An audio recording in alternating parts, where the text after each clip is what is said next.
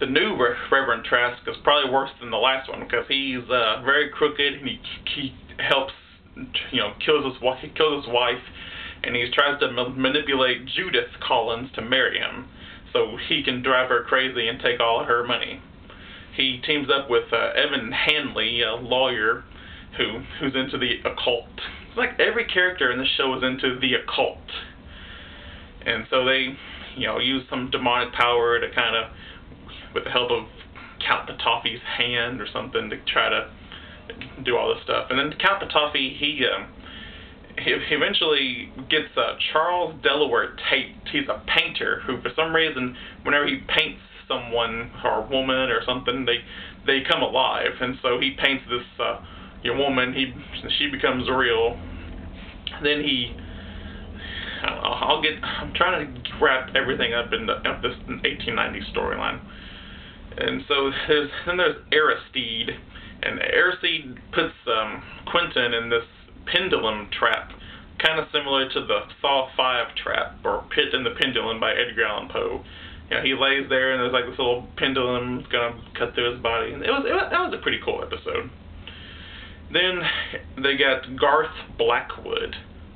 I loved Garth Blackwood. Even though he was only in there for like 2 or 3 episodes, that character was awesome. He deserved more screen time.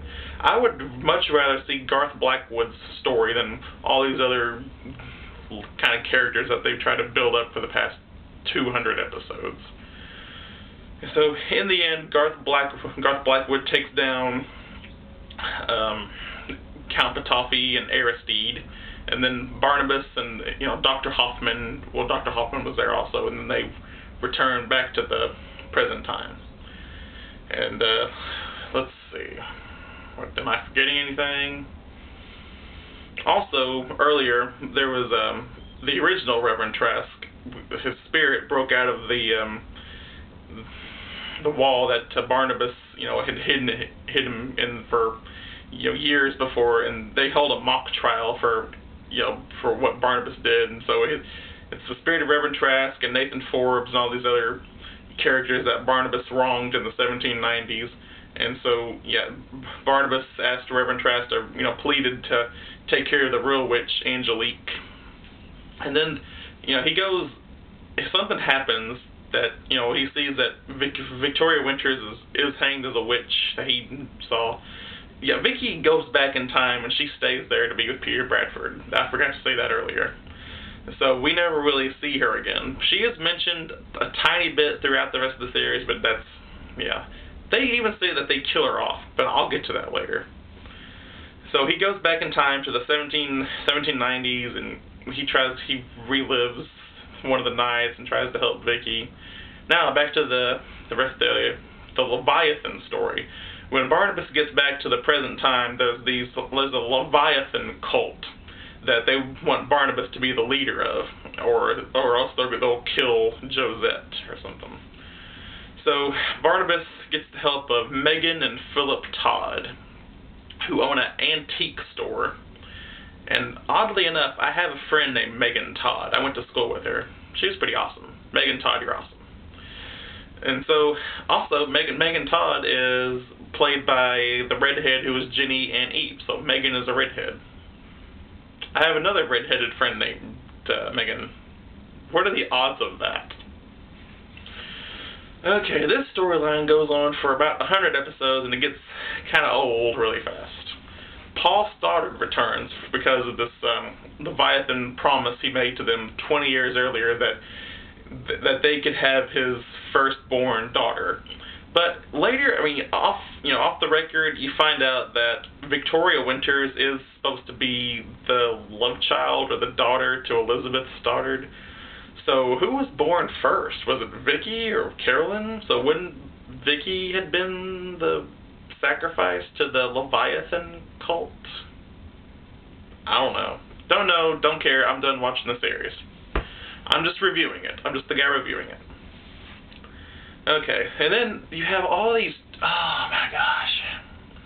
You have all these child actors that in each, they grow up into this, to Jeb Hawks.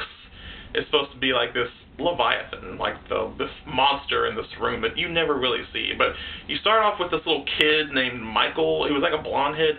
I hated him. He was terrible acting, and he was so annoying. I hated him. I just wanted to punch him in the face. He talked like this, yeah. Yeah, let her dead, yeah. Something like that. I don't know. Then you had this other kid. He was a lot creepier than the other kid. Kind of like Michael Myers' little boy from John Carpenter's Halloween, creepy kind of looking. Not Rob Zombie's, not the one that looks like a little girl. The one from the original Halloween. Yeah. So Megan and Philip Todd own this little antique store, and Carolyn starts working there with them because they're all friends, and I don't know, everything's all antique this, antique that, and then they become all evil and angry at each other, and then you get to hear the Leviathan. It was such a missed opportunity to show this Leviathan in its true form. It was always dark in this room, and you can hear. And then when people go in there, they scream, "No! No! Ah!" Then it ended. Yeah. There were a lot of missed opportunities for this show. And yeah. Okay, then let's just fast forward through this. Let's go to the parallel time. The parallel time, for some reason there's a parallel time room up in the west wing of Collinwood. Barnabas goes in, and it's like an alternate version of our time. Like, if people made different choices, and if I went to this room and I was skinny and rich and I had a hot girlfriend. Damn it, I want to go in that parallel time room. Alright. So there's some weird, like, Dr. Jekyll and Mr. Hyde story. That's really one of the only things I can remember. They put Barnabas in his coffin for like 20 or 30 episodes, and it's just this Cyrus Longworth, like this doctor working on this Dr. Jekyll and Mr. Hyde project, and whenever he drinks this concoction, he turns into this douche named John Yeager. And he goes around, it's kind of like the Nutty Professor almost, like a the Nutty Professor, the original Nutty Professor, not the obese Eddie Murphy Nutty Professor. And so he just kind of he has like a little weird Charlie Chaplin Hitler mustache and a weird wig, and he has like this little knife that comes out of his cane, which that was pretty cool. But that's literally all I can remember. There was something about Quentin and Maggie being married, and Maggie being trying to be a stepmom to alternate David Collins, and Quentin was being a douche, and I don't know. It all just. All right, let's go to the 1995 storyline. Barnabas and Julia get to 1995 somehow, and there were zombies. Yeah, there were zombies there. There's zombies and everything. I don't know. Okay. Alright, you find out that the reason Collinwood has been destroyed is because this ghost from 1840 named Gerard Stiles. Okay, so Barnabas and Dr. Hoffman, somehow they try to get back to 1970 to figure out what happened in 1970 to prevent 1995 from happening, so they had to go back to 1840. I want to pull my hair out. Like, trying to remember all of this, it really is nerve-wracking. You don't know how much stress this is on me. Okay. Okay, so in 1970, we have Hallie Stokes, which is Professor Stokes' niece, and she's hanging out in Collinwood with David. They don't even mention what happened to Amy Jennings or Chris Jennings. They just say that they leave, that they left, and they hope they're having a good life or whatever. You know, ta-ta, screw you, I don't know. And so, Hallie Stokes, she was adorable, but her acting was kind of, she was always crying and whining about something, just like every other character on the show. Why did I watch this whole show? I don't know. so there's like this playroom that no one else can see except those, except David and Hallie. And they're always, they seem to keep going in there, and they try to hide from everyone. They become possessed by these kids from 1840 that they hardly talk about in the 1840 storyline. That's good, because I didn't really care too much to see more about them. So like, there's one part where David's just on like this little horse riding backwards and forwards, and it was silly. Ow. Ow. Ow. Ow. Okay. Sorry. So, Barnabas goes back to 1840 and meets up with, I think Dr. Hoffman's there too. Seems like Dr. Hoffman is always there with Barnabas, even though like she loves him, but he just kind of brushes her off. Like he's always after Roxanne Drew or some other women so he can bite, and after Maggie and Vicky. He just kind of like, he ignores her.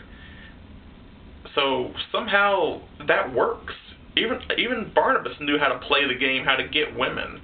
All you have to do is ignore them, and they're all over you. I'm working on it. I'm getting there. Okay, so 1840 Willie Loomis, I can't think of his name right now. I don't care what it was. He gets this head of Judah Zachary, who was some warlock in the 1600s. And the head possesses Gerard Stiles, and then another Reverend Trask shows up and thinks that Quentin Collins is a warlock, so Quentin Collins is on trial for witchcraft, just like the 1790s witchcraft storyline. And this whole 1840 storyline with Gerard Stiles was just like the storyline with Quentin Collins trying to possess, trying to take over, his ghost taking over Collinwood before the 1890 storyline. It becomes a rerun. It's like a whole rerun of itself, but even though they're new episodes. I don't know. How many times have I said I don't know? Alright, so there's this one part where we think, Barnabas is stuck behind this room or this door that the new Reverend Trask put him there. And then all of a sudden, Quentin Collins is on trial, and then, his lawyer, which is his brother, which is supposed to be Quentin Collins' brother, they say he's a witch too. And so then all of a sudden they say, we need a new lawyer for Quentin Collins, and all of a sudden Barnabas comes in like, I'll be his lawyer. And that was awesome. That was like, because you don't know how he got there, like how he, he was like, I was shocked. I was amazed that it was going to be Barnabas that was going to be his lawyer. That was gangsta. Yeah. Okay, so in the end, they defeat Judah Zachary, that's in Gerard's body, and then Angelique is there, which she tries to help Quentin out because she loves Barnabas even though Barnabas hates her, and spoiler, she dies. I mean, Angelique cures Barnabas of his vampirism, and then she becomes human, and then Judah Zachary / Gerard kills her, and then Barnabas is like, he confesses his love to her, which I actually cried a little bit. I was a little teary-eyed. That was the one death in Dark Shadows that actually made me teary-eyed, because after all that that they've been through, after he said he hated her, and then at the very end he said he loved her, and that was it was kind of sweet. It was really bittersweet to see. That was such a nice little touch to have. Angelique being killed off, and then Barnabas saying he loved her. And so Barnabas and Dr. Hoffman and Professor Stokes go back to their own time, and which would have been the end of the storyline, the 1840 storyline. But because of that parallel time room, we have another story to watch.